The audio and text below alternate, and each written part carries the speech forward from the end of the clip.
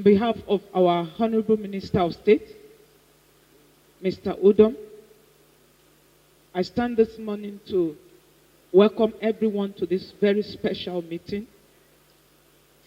For us in the forestry sector, we are highly delighted to know that some group of people are coming together to discuss forestry.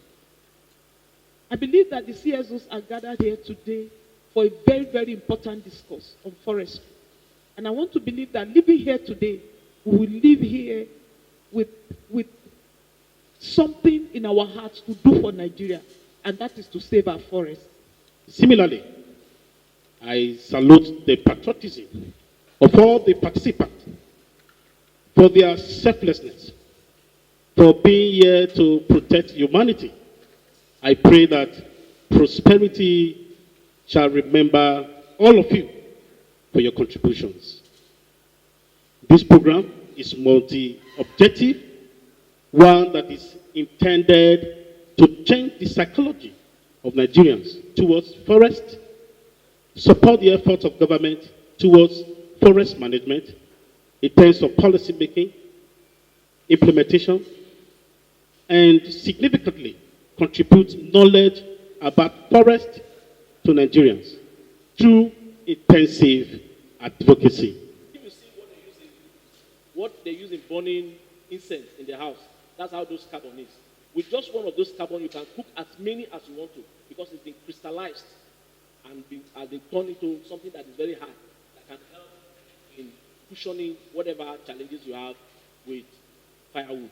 So I am recommending that as part of your strategy in trying to resolve issues or challenges surrounding forest or deforestation, as the case may be. So I want the Forest Research Institute to actually partner. I'm surprised that you don't even know about this because this should be within your purview. You should have been one of those that would actually give, should have approved the use of this smart scale because it boils down to your forest product at the end of the day. Because there should be synergy between you and every agency of government that is working on the same path with you. So I will recommend that you meet with, you make your way to Naseni to partner with them. You know how much a kilogram of gas costs now. These are issues that need to be addressed because if those alternative,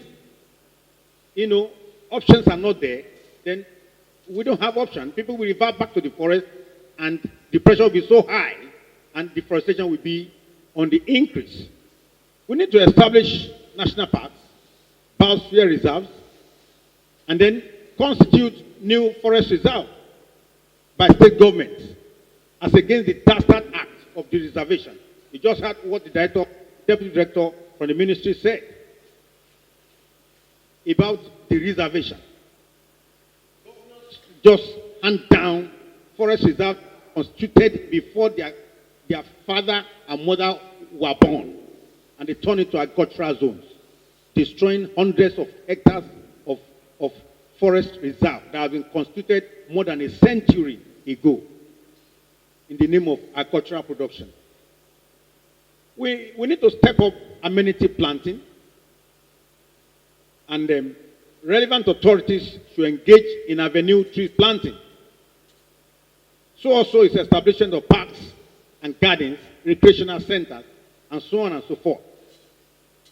I saw a good example here in Abuja. All the trees, all the streets and the roads were lined with avenue trees on the right and on the left. And you know how that can bring down very high temperature. We need to copy and replicate that in all other states, in all other towns, and all other cities of this country. If you go to Ghana, that is what they do. Virtually all the streets, virtually all the roads are planted up with trees. The environment is cool. The temperature is considerably low. And they are tapping into the benefits of forest resources. We need to review and strengthen our forest laws with maximum penalties to reduce environmental degradation and destruction of forest reserves. What we see now is that forest guards, that's the forest police, they connive with illegal timber contractors to destroy the forest. They just have their courts, and they just look away and allow these illegal timber contractors to fell trees indiscriminately, wanting destruction of the forest. Is so sad. We need to address it. We need to address it now.